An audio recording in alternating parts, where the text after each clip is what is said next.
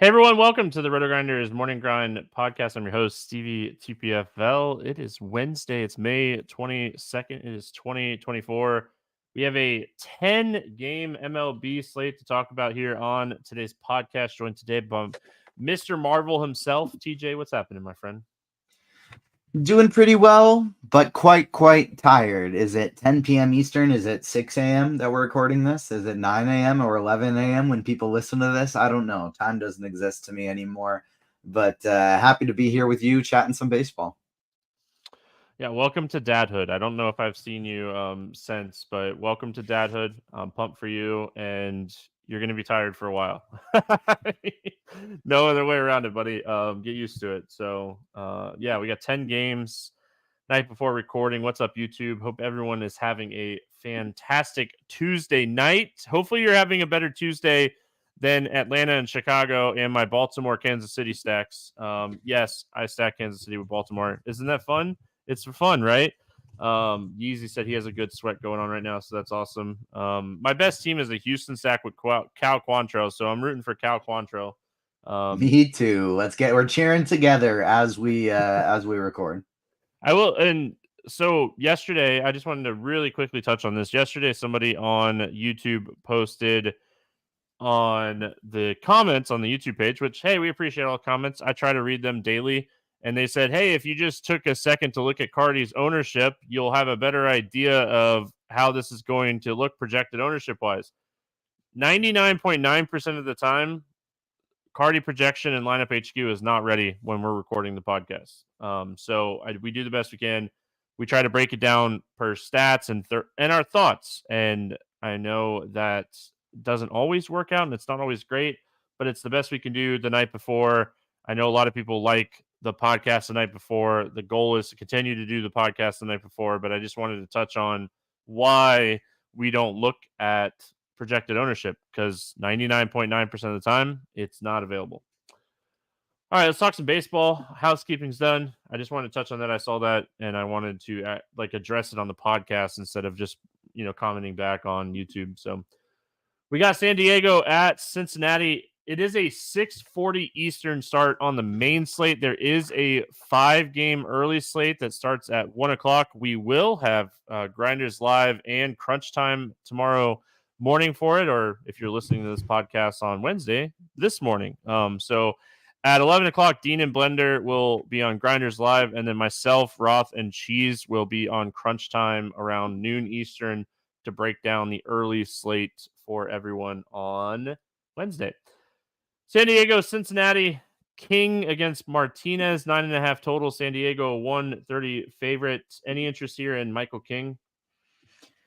Yeah, I think you kind of have to. It's not ideal that this is in Cincinnati, small ballpark, good for bats. But if you're playing like one or two lineups, totally understand if you don't get to him. Especially if I don't like you just said, it's kind of tough to know how ownership's gonna come out the night before. Not sure how much is going to gravitate to him. But if you're playing a lot of lineups, he always has to stay in the pool unless you're just fading for ownership reasons. And if you look at his game log, you can see why. Massive ceiling, over 30-point ceiling, and the floor is tiny as well. It just depends if his stuff is clicking that day or not. Is he going to be walking a bunch of batters? Or is he going to be striking out a bunch of batters? And so I do have interest because I'm the type of guy that plays 150 lineups, but the ballpark and the power of Cincinnati scares me. Yeah, and like King, they priced him up. His price has been down in the 6 and 7K range most of the season. They priced him up against the Rockies last time out. Did not pitch great. Was very chalky, and then now against another pretty high strikeout Cincinnati team, his price is back up there. So I like the ceiling for him for large field tournaments. My concern, obviously, is always like, is he going to walk people? Is he going to struggle? This ballpark, like you mentioned, is always concerning. So there's plenty of concern if you're playing King. So like, I would definitely put him as like a large field tournament play only here. Nick Martinez on the other side of this game, probably the most tilting start of the year. Last time out, against the Dodgers. Nick Martinez had 5 really solid innings, pitched his best game of the year. He's a 17% K guy. He's not a huge strikeout guy. This is a huge ballpark upgrade for the Padres. He's not fully stretched out. There's just no chance I'm playing Nick Martinez today. No, absolutely not. I think there are other pitchers either cheaper or just slightly more expensive that are a lot more interesting here. I'm not getting there either. Brandon, did TJ pay you to say that? Just curious. Let's talk San Diego bats. Any interest here in the Padres? I mean, I think so, a little bit. Ballpark is good. Nick Martinez isn't striking out a lot of guys. Probably more as a mini stack than a full stack. I think I'd want a power hunt here as opposed to loading up as a full stack. And so going to some Tatis, going to some Cronenworth. I'd probably and then just take a peek at the lineup, see if there's anybody else I'd want to target earlier, like in the top 5. But I don't think I'd want a full stack here, just because it's a big slate and I think I can do better. But still willing to target some of the guys like Tatis, like Cronenworth. Huge ballpark upgrade for the Padres in this one, and I'm actually opposite of you. I want to full stack them or fade them. The Padres are gutless. They're an awesome offense. They're an elite, talented team. There's just days they just don't show up. And when those days happen, the fade works. And when they show up, they can produce 10-plus runs with multiple home runs. And this game's in Cincinnati. Nick Martinez is a low strikeout pitcher. He tends to struggle with fly balls. I'm going to full stack them or fade them. I think that, in my 20 entry max build is typically what I'll play on this slate. I'm going to have a little exposure here to full stacks Padres, probably in the 10 to 20% range. I'll be like Dean and just play 10% of everybody. Cincinnati side of this game, I mean, I forgot. I'm supposed to report to you. Dean was talking smack about you on Grinders Live today. And nice. So what did he say? He was making fun of your name pronunciation and being unable to pronounce Brandon Fod. Oh, that's okay. I don't care. He doesn't. And he also said joke, he also so claims even better. He also claims that when he appears on Grinders Live, those have been the most on Morning Grind, those have been the most downloaded podcast episodes of all time.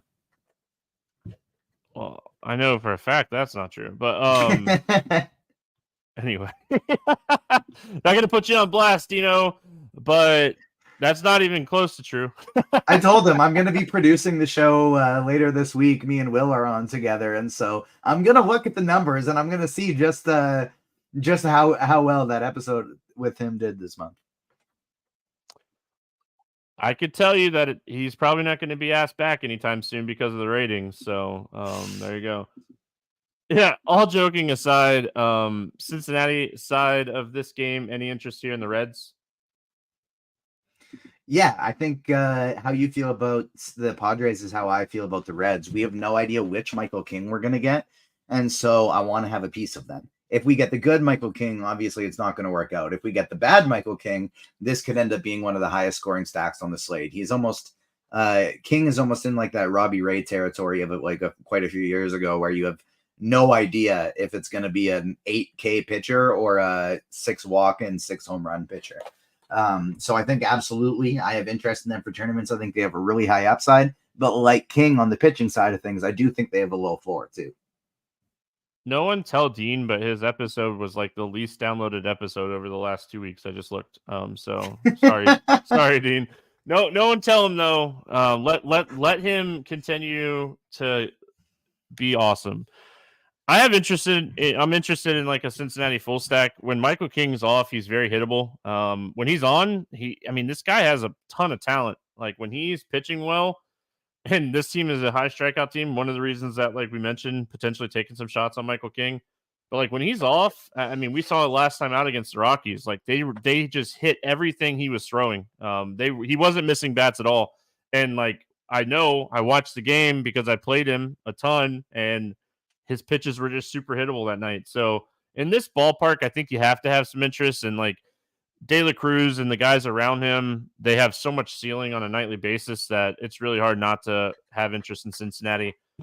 Probably more of like 3 or 4 man stacks for me than like full stacks, but this ballpark's too good. Really good hitting weather. And I mean, this game has the highest total on the slate. So definitely interested in both of these offenses. We both like both offenses, just prefer the full stack on the other side. I will say, like, I'm not going to sit here and say I won't full stack Cincinnati. There's a good chance that I'll build some full stack Cincinnati teams on top of it too. It's so hard to judge because Cincinnati changes their lineup so often that like sometimes it just doesn't make sense to full stack them because of pinch hit risk and stuff. But yeah. All right, Milwaukee at Miami, 7.5 total. Milwaukee a 144 favorite here. We got Freddie Peralta against Jesus Luzardo. Peralta 10-2, really struggling recently, but he gets Miami in Miami. What are we doing with Peralta here? That will depend fully on ownership for me. If Freddie Peralta ends up being one of the higher owned pitchers on the slate, I will just say, hey, maybe there's something wrong with him and he doesn't have it right now. I'll go underweight, maybe hit the X button. That's kind of what I've been doing in MME more often than not lately in general, is trying to pinpoint sometimes all of them, depending on who they are, but at least 2 or 3 of the chalkier pitchers on the slate and just X them out of my pool entirely so that I can get heavily overweight on some lesser owned guys. And so if he's going to be highly owned, I'll happily X him out and just say, hopefully he's not right. If he's low owned, I'll double the field and try and get as much of him as possible because it's Freddie Peralta. We know the strikeout upside is there. And even if he had been struggling, something was off, that could turn on a dime any day. And the weak Miami offense and a great pitching ballpark like Miami is a great spot to do it. So it'll be ownership dependent for me on Peralta. If it's low owned, I love him. If he's high owned, I'm comfortable fading. Kyle Tucker with his second home run of the night. For anybody that's sweating out some Houston stacks, that's always heck yes. That's exactly what we want to see. So Peralta, last 2 times out, really high BABIP games. I don't think he necessarily pitched. He really pitched bad in that Chicago Cubs game, like 3 starts ago. Like it was like his statistics, like advanced stats, really kind of backed up him just pitching really bad in that game. But outside of that, I mean, the pitches haven't seemed off. I will say, in the Houston start last time out, his velocity was down almost a full mile an hour, and his slider velocity was down like 2 miles an hour. This is something to watch. Like his velocity in general in that game was way down. You know, he was averaging 93 on the fastball. He averages 94.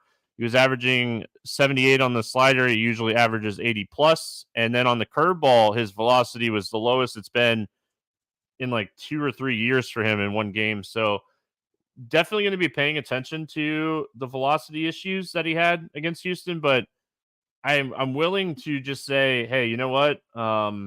It's Miami and Miami. Even if he gets BABIP a little in this game, I think there's plenty of strikeouts.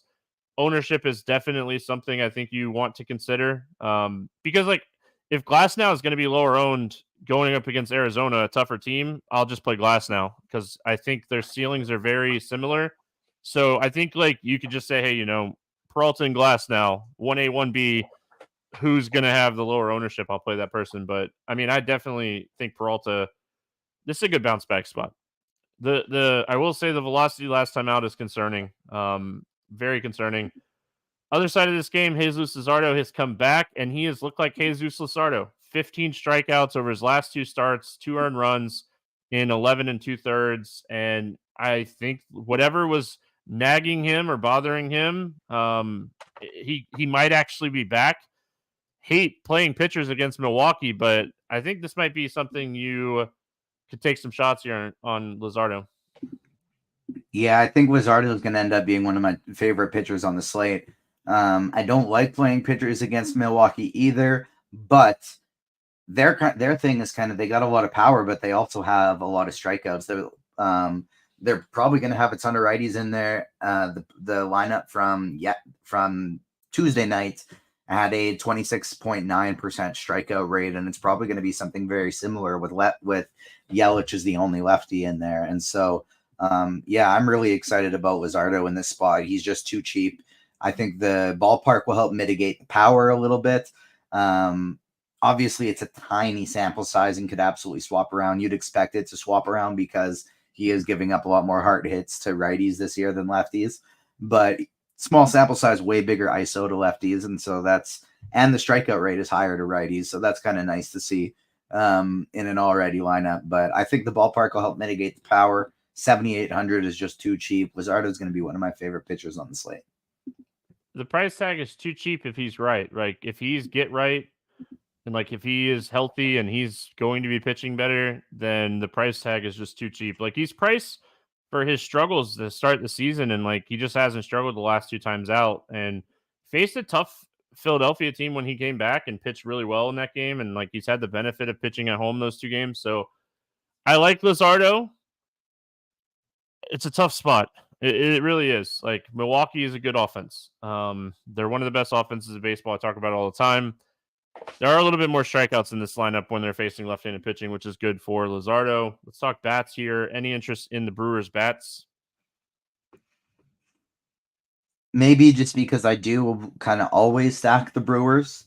And so playing 150 lineups, I'll probably have some full stacks of the Brewers, a couple Sanchez or Contreras one-offs.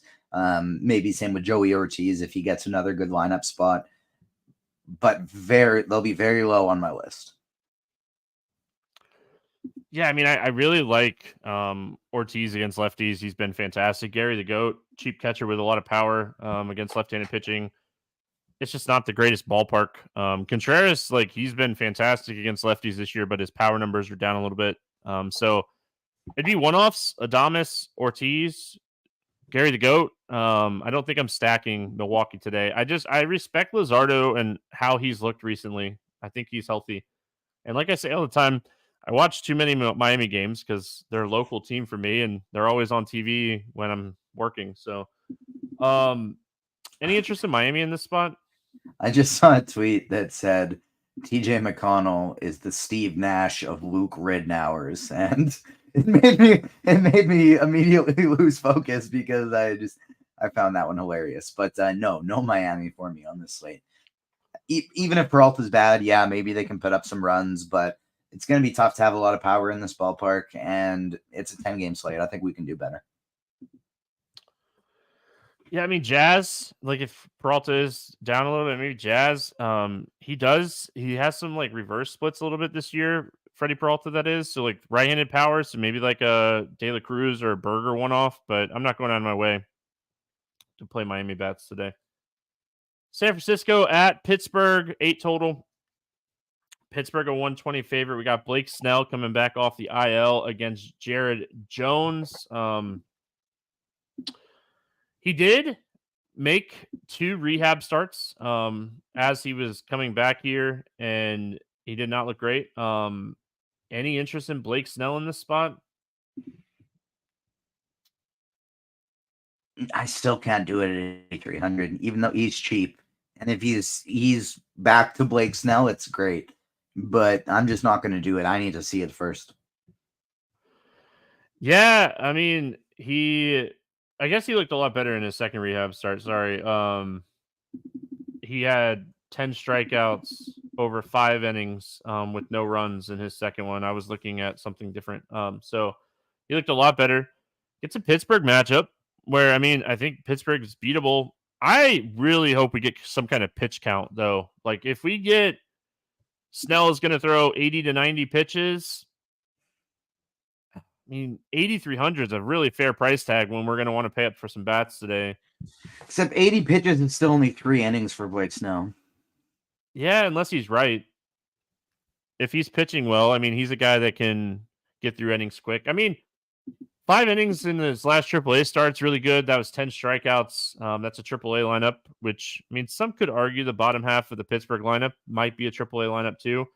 I mean, I'm really interested to see what we project his pitch count to be, and if we get any kind of news here on him. I think, like, I know in his first rehab start, he only threw like 45 pitches. So I really kind of am curious to see how many pitches he threw and what we're kind of expecting here. So 80 pitches. I probably don't play a lot of him. 90 pitches. Like if they say they'll cap him around 90 pitches, I would have some interest in Blake Snell in this spot against Pittsburgh. But it'd be interesting to see if we get any kind of news. Other side of this game, Jared Jones has been really, really strong to start the year. Big strikeout stuff. Has a big ceiling. This is not necessarily a ballpark upgrade for the Giants. Do we have interest in Jones with his 30.5% K rate? Yeah, absolutely. They'll if he's cooking, they'll let him go a little bit above 90 pitches.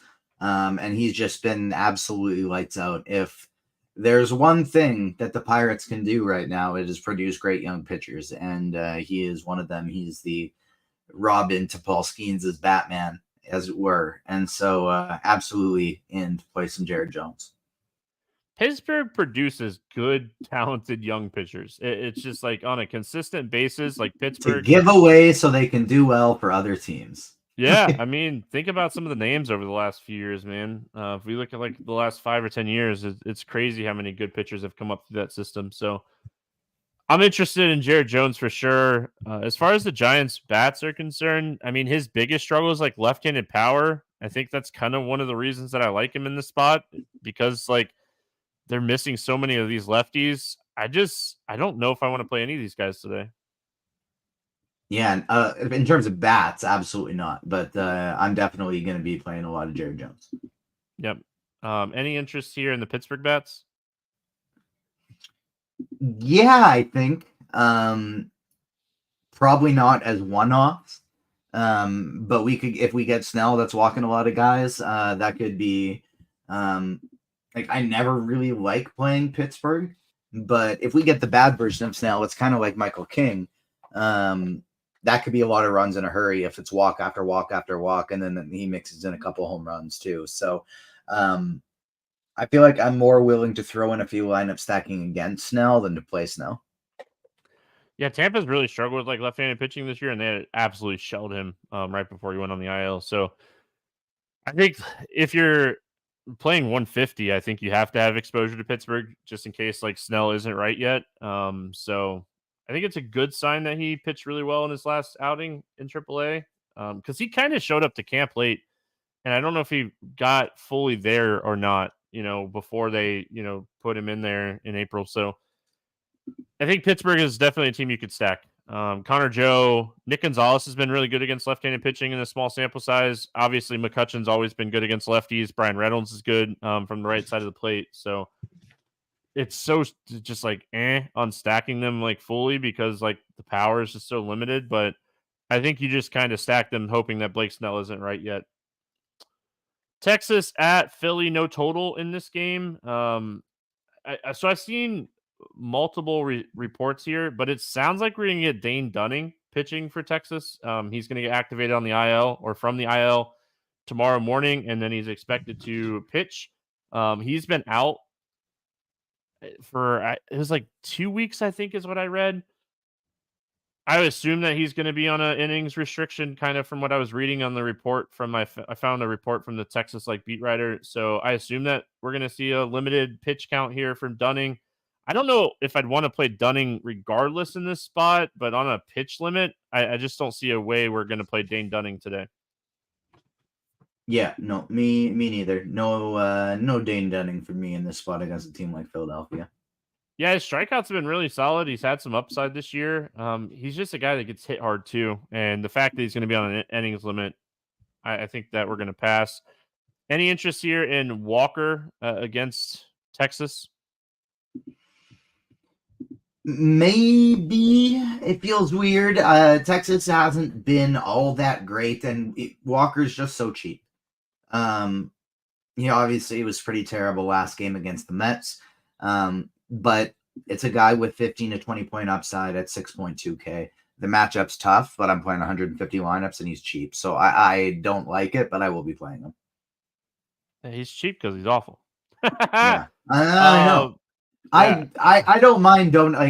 That's what I like. I'm at the stage right now where I do so much content that I want to make sure I'm playing every day. I like playing every day, and especially for baseball, I like taking weird shots, and so I like playing 150. And so since they've opened up all these contests on DraftKings, I love just MMEing in the mini max. If I lose, I lose. I don't care. But if I win, it's fun. It's a couple $1,000, and that's where I'll take my shots on some cheap pitchers, so I can still get my stacks of the expensive teams. Yeah, I mean, I have no interest in Walker. 17% Ks, 225 ISO, 385 WOBA. Doesn't generate enough ground balls. Doesn't generate enough soft contact. I mean, overall, no real interest here for Tajon Walker for me. I get it though. I love cheap pitching because, like, at the end of the day, if you can get like 15 points out of Walker, it's okay, right? Like that's all you're kind of hoping for. Exactly. I mean, so me personally, though, I think I'll try to get my 15 points from Mitch Spence today at minimum salary against the Rockies. Yeah, I'll have a taste of Taijuan Walker because he's cheap, but I will have a lot of Mitch Spence. Bats. Any interest in the Texas Bats here? We should note that Adolis Garcia sat out on Tuesday dealing with like a little bit of a forearm injury. We'll see if he's back or not. Any interest here in the Rangers? A little bit. Probably more as power one-offs as opposed to a full stack in this spot. I got distracted, sorry, because Jaylen Brown hit a 3-pointer to tie the game with 5 seconds left at 117 in the conference finals, and so that caught me off guard a little bit. Some good basketball going on over there. But yeah, if I'm playing, even though I'm playing Taijuan Walker, that doesn't mean I'm not going to stack against him. Corey Seager is back looking like Corey Seager lately, but he's not priced like it. And so he's with undoubtedly my favorite bat on the team as a one-off. But I will get some stacks as well. A lot of Seager on his own and then some stacks as well. Yeah, I mean, for me, like Carter being back helps. They have, obviously Carter, Seager, Lowe, Smith. Like, there's plenty of like stackable bats in this lineup, and like platoons doesn't really bother me against Tajon Walker. He's just bad to both sides of the plate, so it doesn't really matter. He just strikes out righties at a little bit higher clip, but he also gives up more power to the righties. So, I mean, this is just a guy I love to stack against. So I'll play just about anybody. Texas is one of the top stacks for me today. And then as far as the Philly bats go, I mean, Dane Dunning's not been terrible. We don't expect him to pitch like too deep into this game. What are your thoughts here when it comes to Dunning? Love Schwarber and Bryce Harper as one-offs. Probably not going to be doing a ton of full stacking, but Schwarber and Harper, I think, are two of the best like mini stack one-offs on the slate. I actually kind of don't hate the Philly stack just because, like, let's say Dunning goes like 3 or 4 innings. Texas bullpen has been the worst bullpen this season. So, like, this could be a stack. Like, if they can get Dunning out in the 3rd or 4th inning, like, he struggles and they hit him hard here and they're to kind of capping him coming back. Like, this could be a spot where you get, like, the worst bullpen by a lot of metrics for multiple innings. So I don't mind like just saying, hey, I'm going to attack this bullpen. I'm going to attack Dunning coming back off the IL. And like there's plenty of upside, but there's also some cheap bats in this lineup. So I don't hate Philadelphia today. Say you're like doing like a chalky stack and like you're looking at Philadelphia going, all right, well, maybe they're not going to be chalky here. And like it works out. So yeah, I mean, overall, I don't hate Philadelphia today. It's more of like you want your stack to go off. So if they get to Dunning in like the 3rd or 4th, and then you get the bullpen for 5 to 6 innings, like that's huge. This bullpen has really struggled this year. When I think, especially if you're playing lots of lineups, Philadelphia is probably almost always a team you want to have a few full stacks of. Yeah, I mean, power, home run upside for sure. Stolen base upside. I meant to say power, stolen base upside. Boston at Tampa Bay, 7.5 total here. Tampa Bay, a 120 favorite. Bayo against Piot. Piot coming back. It's coming back. Was out for it was like 2 weeks or something. He got hit in the leg, right? Like he got hit in the leg, had like a bruise, and missed like 2 weeks. So what are your thoughts here on Bayo first? He's cheap-ish where I think he's fine. Had a couple good games, but he's just not a huge strikeout pitcher. I'm probably not going to be getting to Bayo very much. Good ballpark. Good ballpark upgrade. He just hasn't shown like huge strikeout upside. Like he's had a couple like good games. Overall, it just hasn't been there consistently. I mean, I'm on the fence when it comes to Bayo. Like if he was 7K, I think I'd have so much more interest in him in this spot. I mean, Pepiot on the other side of this game, the line drive stunk, but like he was actually pitching really solid to start the season. Boston is a team that has struggled with strikeouts. I mean, he didn't go to a rehab session, but they did. Like I was reading, he had like 2 or 3 really good bullpen sessions. What are we doing with Pepiot at 7,500? Yeah, I like him. I think that little IL tag beside his name is going to keep ownership down a little bit. 7,500 is just way too cheap for a guy with this upside. He hasn't been going very high into the pitch count at all anyways. The most the highest he's pitched in a game this year is 94 pitches, and he's only gone over 90 pitches 3 times this season. And so he's shown upside even with a limited pitch count. Strikeout stuff is there. Only 7,500 against Boston with a huge park downgrade for them. I like him quite a bit. The price, I mean, it's kind of baked in a little bit. Like this is a guy we were paying 9K for. This is the cheapest he's been all year. So him and Luzardo, I feel almost the exact same about. Like that's I really like this mid range of Luzardo and Pepiot, and then maybe some other shots on a couple guys like some Bassett's or some or Justin Steele against the Atlanta's is scary, but man, that price tag looks good on him. We'll get to that later, but I think I like that tier better than the upper tier of Glasnow Peralta. Any interest here in the Red Sox bats? No. Yeah, I mean, Duran, Abreu, O'Neill, Devers, like the top 4 guys, if you end up on any of those guys, I think it's fine. Those guys have just been fantastic, but the rest of this lineup has really struggled. I mean, I will say, like, David Hamilton, I don't know if we expect it to keep going, but he's been really solid since landing on this team and, like, getting everyday at-bats. So, like, if you wanted to take some shots on Hamilton, he's 2,700, second base, shortstop. We always are typically looking for cheaper second basemen. Any interest in the Tampa bats in this one? No, I don't really want to play Bayo. He's not a good strikeout guy, but I respect what he does in real life, and it's a big park upgrade from a pitching standpoint. So I think I'm just going to X out the bats in this game completely, other than Rafael Devers. Yeah, I mean, Paredes would be the guy that I'd target Bayo with. I know Bayo is better against righties, but he also is like a huge ground ball guy. Paredes is a big fly ball hitter. So like if I was going to play anybody, it'd probably be Paredes. It's really hard to stack against Bayo because he generates so many ground balls and softer contacts. So Seattle at New York facing the Yankees. We got a 7.5 total. Yankees are 148 favorite. Bryce Miller, Nestor Cortez. Any interest here in Bryce Miller? I don't really like targeting people going up against the Yankees. Why can't I? There he is, 8,500. I couldn't find Bryce Miller. But at the same time, 8,500 for Bryce Miller, I think is reasonable. There's upside there. There's Verdugo, there's Rizzo, and of course there's Soto, but for the most part, like he's a lot better against righties than he is lefties, and so that does help mitigate Aaron Judge a little bit with the ability to actually strike him out. I think there's upside there for 8,500, but he's definitely not my top choice going up against the Yankees.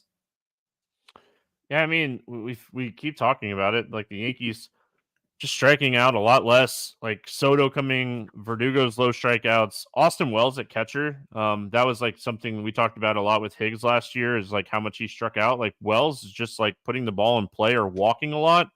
They're a very patient offense, so they push pitch counts like really high, really fast. So it's really hard for me to have a lot of interest, if any interest here in Bryce Miller.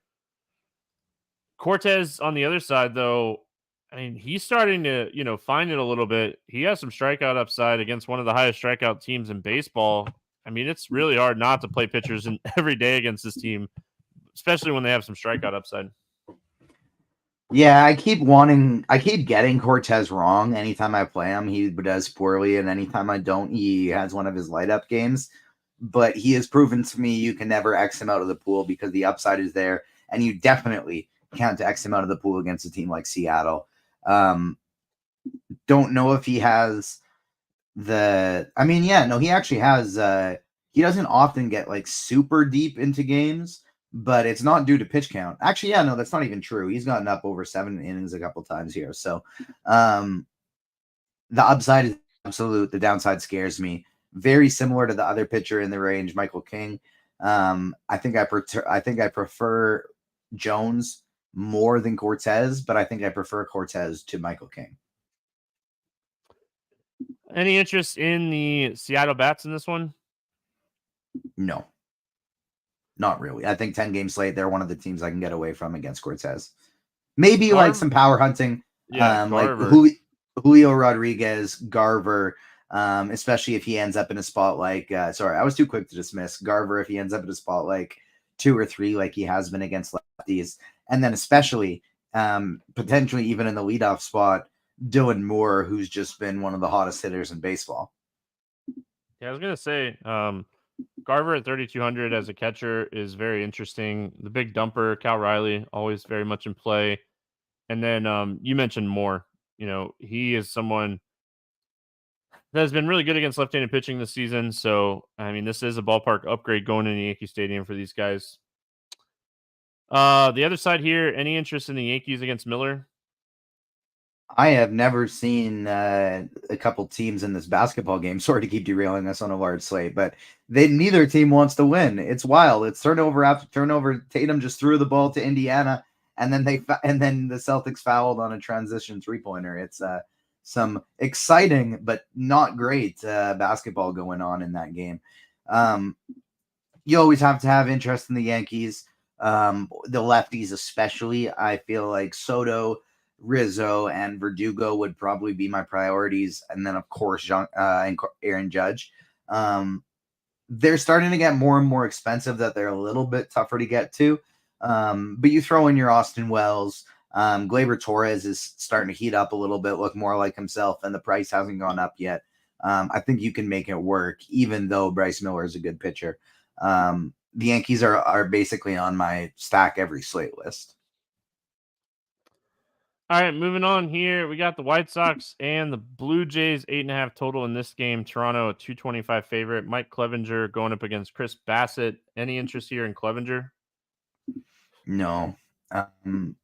Blue Jays have been disappointing, but they don't really strike out. I just dislike Mike Clevinger as a person, and I don't think there's much upside there either. He's super cheap, but I'm not playing him.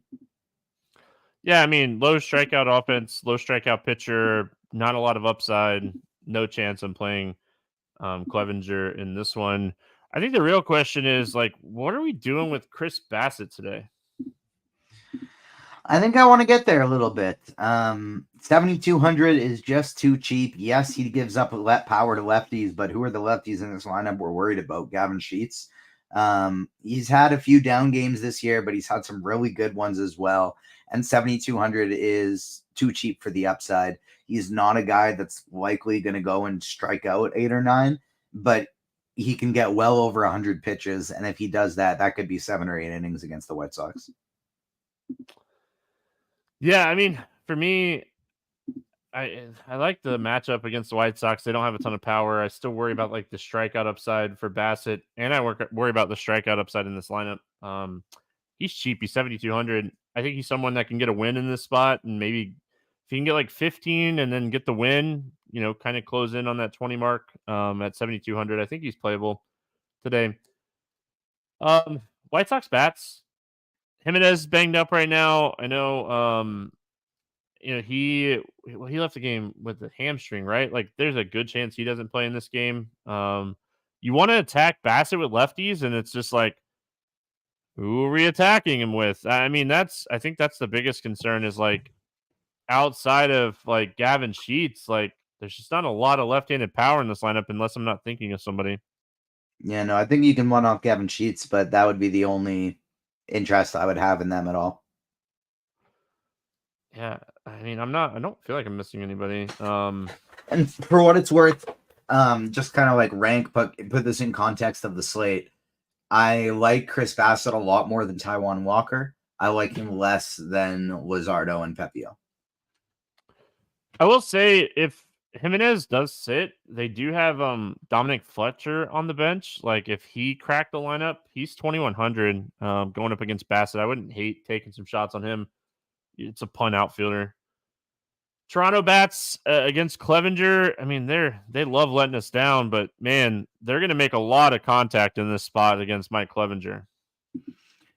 Yeah, and obviously it's a bad example coming off their game against Crochet where they only had 2 hits. But that guy is just a beast. We just need to accept that he's just a beast. Yeah, absolutely. He reminds me, and not to derail, but like he reminds me so much of Chris Sale. Like so much of Chris Sale. Back when Chris Sale was like early Chris Sale days. Crochet is going to be somebody, if he can get the later stuff down, like not come out throwing 101 and come out throwing like 97 and progress, he's going to be someone we talk about for a long time. Anyway, sorry. No, I couldn't agree more. I keep talking about the NBA playoffs. So as Tatum has potentially thrown in the dagger in there in a exciting overtime here. So I don't blame you. You derail as much as you want. Hell, it's your show. So I'm not going to stop you. Toronto bats here. I do think like this may be the time to get back on them because other than Danny Jansen, their prices are still pretty low. They're starting to hit a little bit better. They're accepting that, hey, Varsho and Schneider have been 2 of our best hitters this year. Let's put them at the top of the lineup. They're affordable, and they're facing the worst pitcher on the slate. So, yeah, they're in play, even though they're probably atop this year's gutless rankings. Yeah, I think they're in play as well. Very interested in the Blue Jays today. All right, moving on. We got Atlanta at Chicago. And this what a tilting game with the wind and the weather that they had on Tuesday night. Max Fried, Justin Steele, 8.5 total. Atlanta 145 favorites. I have not checked the weather yet. Any interest here in Max Fried?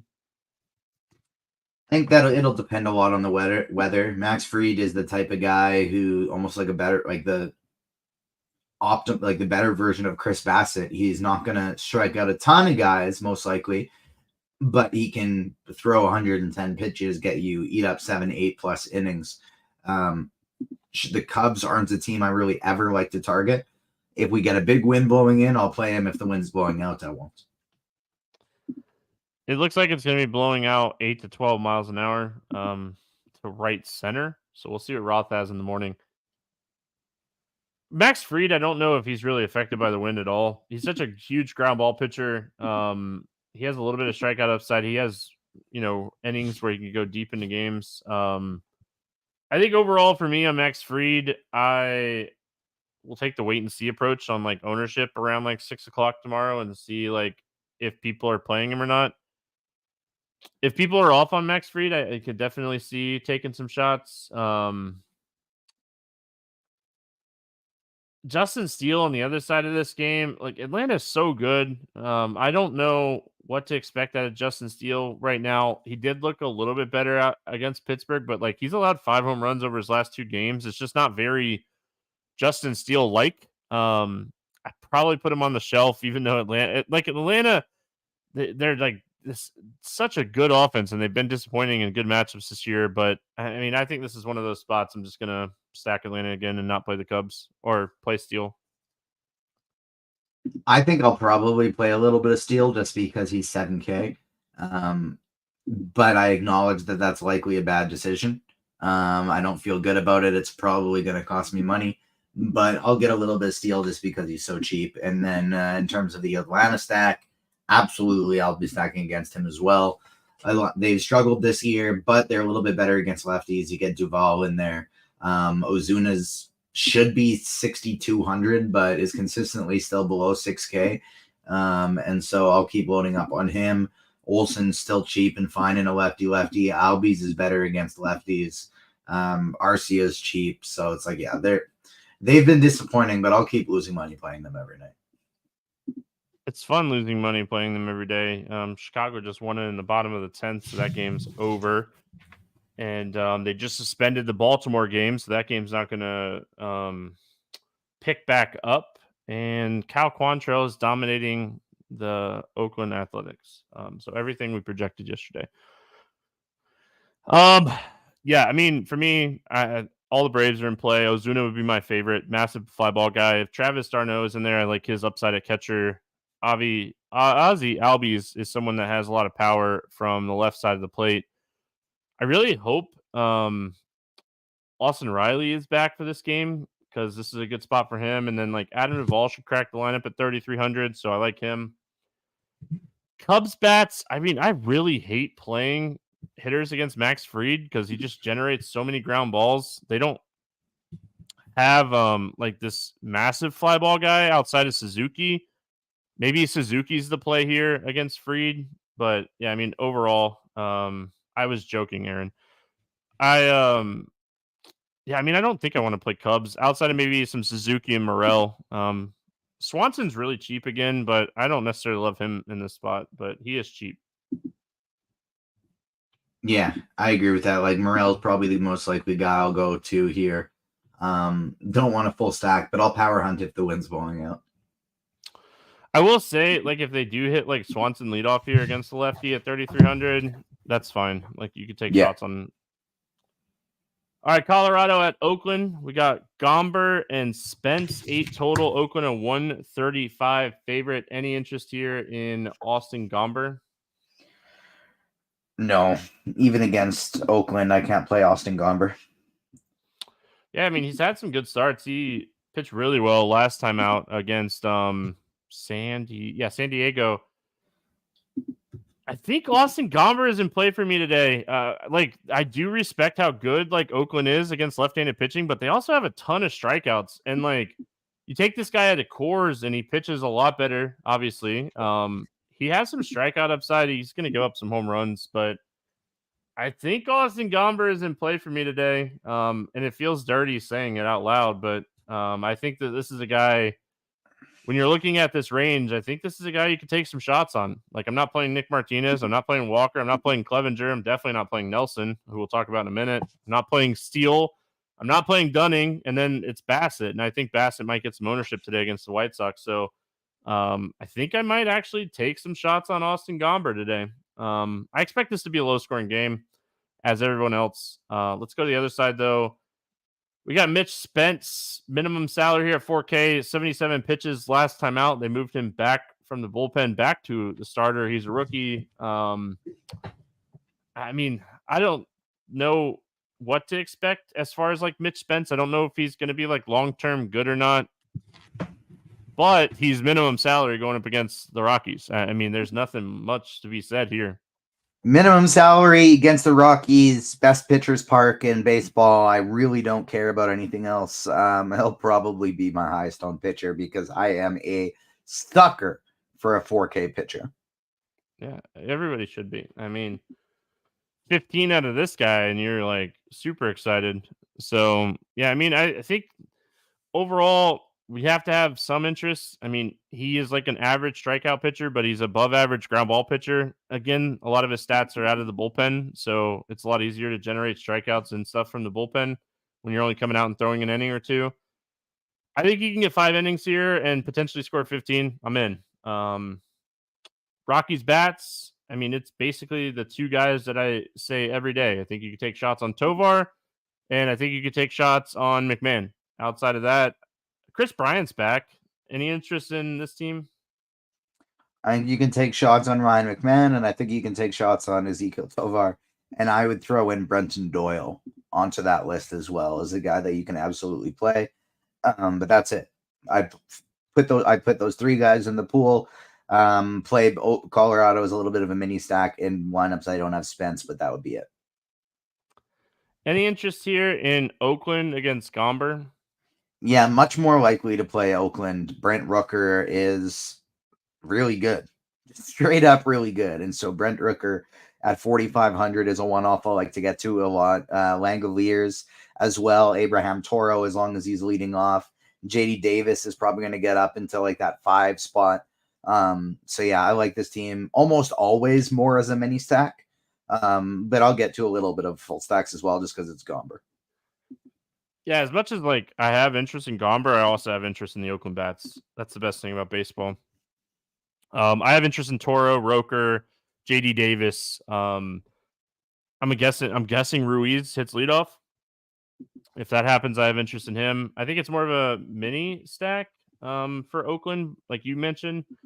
But I could see myself like pushing like a 4-man stack, like because like Tyler Nevin's another guy that's been really good against like left-handed pitching. So Gomber is hittable. It's just he's a little bit better outside of course. That's not really saying a lot, but Ruiz, Nevin have been really good against lefties. Roker, Davis, some interest here for sure. Arizona at LA taking on the Dodgers. We got Nelson and Glass now facing off against each other. Any interest here in Nelson? No. As you should say no. Nelson against this team, no chance for me. 16% Ks, 420 WOBA, 221 ISO, swinging strike rate under 10%, whiff rate under 20%. You got to be able to attack the Dodgers lineup. This guy is in for a quick outing. Glass now on the other side. I mean, we kind of talked about it with Peralta. I'll put these guys next to each other and say who has the lower ownership, but I think that clearly these are the two best pitchers on the slate. Arizona has been a little bit worse this season. I mean, you have to have interest in Glass now in this one. Yeah, top raw points guy on the slate for sure. The only reason not to play him is if ownership gets a little bit too high. Because you can essentially play today. You could go 2 of Luzardo, Bassett, Pepio, or you can play Spence and Glass now together, and it's essentially the same price. And so because we have that cheap pitcher, we will be able to get to, and then a lot of good SP2s as well in the 7K range. We will be able to get to Glass now and still be able to afford some strong bats. He's the top raw points guy on the slate. The only reason I wouldn't get to a lot of them is ownership. All right, Arizona Bats. Any interest here in Arizona against Glass now? Small slates. I will stack against the top pitchers just for leverage purposes, but I don't think the ownership on Glass now will be high enough to warrant that. And on a 10-game slate, as wonderful as Arizona is, as much as I like to stack them all the time, probably just not going to do it against Glass now. Dodgers on the other side of this game, I think they're the top stack on the slate. I know I say that all the time, but I mean, loading up on the Dodgers as much as possible again today. It'd be interesting to take a look at the course of the season and see. I bet if you just never played once the entire year, the Dodgers, the Blue Jays, and the Braves, you'd probably be significantly up money in MLB this year.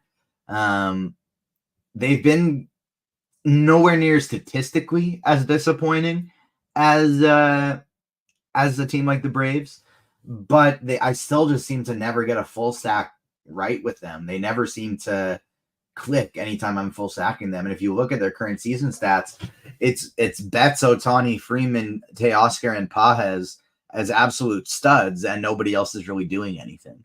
And so play the studs, Betts, Ohtani, Freeman, mix in some Hernandez and Pages in the outfield. But I think Ohtani is my favorite play on the slate. He's the best play on the slate. I'll play him as much as I can. I don't know how much of the full stack I'll get to. But having said that, because I'm playing a lot of Mitch Spence, I'll probably organically get to them a lot.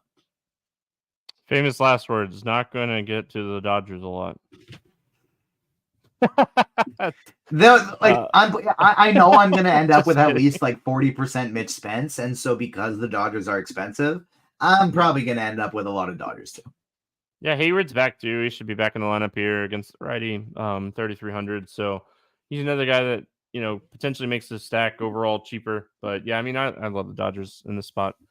Cal Quantrill, what an outing from Cal Quantrill. We talked about him on the podcast yesterday. Hopefully I talked Keith into him because I was pitching hard for Quantrill, and we both kind of we have heartburn kind of thing, but another quality outing for Cal Quantrill. I don't think he comes back, so not jinxing anything, but 8 or 6 innings, 8 strikeouts, and looks like he's going to have a chance to pick up the win. So could potentially be one of the highest scoring pitchers on the slate. So let's hope it works out. I just realized that Jose Altuve is not going to be getting another at bat in this game, and he is absolutely just bringing down my team in 21st of 49,000 entries right now, with the big old 0 from Jose Altuve.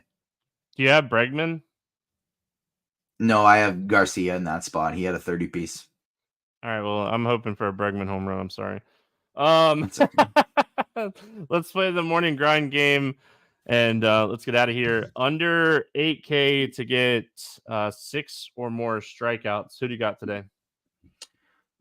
I will go Luzardo. I figured that. That's who I had written down. I'll go Bassett. I don't know if he necessarily gets there or not, but I think he has the next best chance. Over 8K to score under 15. Who is your bust today? I will go with Blake Snell. Yeah, I like that one too. I'm going to go Bryce Miller. Low strikeouts. I mean, the Yankees are just a low strikeout team. It's a ballpark downgrade for Bryce Miller. Not going to end up on Bryce Miller today. Over 4K to hit a home run. Who's going yard today? Over 4K to hit a home run. Who are some of the teams that we liked here? I will go with...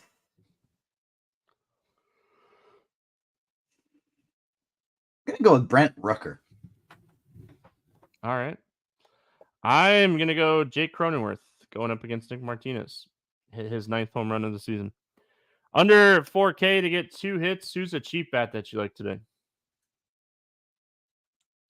Cheapy, I'm going to go with Travis d'Arnaud. All right. I was looking at some of these Texas bats, trying to figure out which one I wanted to pick here. I think I'm going to end up on Josh Smith to get 2 hits today. Multiple hits in 2 of his last 3 games. Stack to score 6 or more runs. Who do you got? I'm going to go Cincinnati. The Reds, way back to the first game we talked about, like it against Michael King. I'm going to go Dodgers. Love the Dodgers today. They're going to rock it up. Any player props or pick'em plays that you like on this slate? I have not looked ahead at that yet. And so I always forget that that's a part of the morning grind game now. So I always forget to look. And so, no, nothing the night before. Well, I will say, there's not a lot up yet. I was looking pre-show, and I'm just kind of clicking through really quick. There's just not a lot up. I'll be interested to see what Cortez's strikeout number comes in at. And then I've been betting Tajon Walker's under strikeouts. So if that comes in at 4.5, 5.5, I like that. And then I'll be looking at Jared Jones strikeout prop. Those are ones that I'll be keeping an eye on to kind of see what we're looking at for them. Any money lines against spreads? Taking a peek at that now. No, not really. Nothing. I'm looking at this and I'm like, no, that looks about right. No, that looks about right. Maybe the Brewers minus 135 at Miami. Yeah, I mean, nothing jumping off the page to me. I'm really interested to see what the total is in the Philadelphia game. That's one that I'm going to be checking. It's not up. I just checked again. It's not up yet. Maybe even the Reds as underdogs. I don't mind either. Yeah, I mean, if the Philly game comes in at 8.5, I would take the over in that game. But I'll wait and see what it comes in at before I speculate. I don't know if this will be accurate to sports books at all, but I'm looking at an app right now that has it at 9.5. I think that's the right number. If I had to guess, that'd be the number that I'd put it at. But I was hoping it'd come in at 8.5 or 9. Maybe I'll check in the morning and it'll be down on half a run or something. I think there's going to be a lot of scoring in that Texas-Philadelphia game. All right, TJ, that's going to wrap it up here for Wednesday. We appreciate everyone hanging out with us. I'll be on Crunch Time tomorrow morning around noon Eastern to break down the early slate. We're back tomorrow talking more baseball. Good luck, everyone. We'll see you then.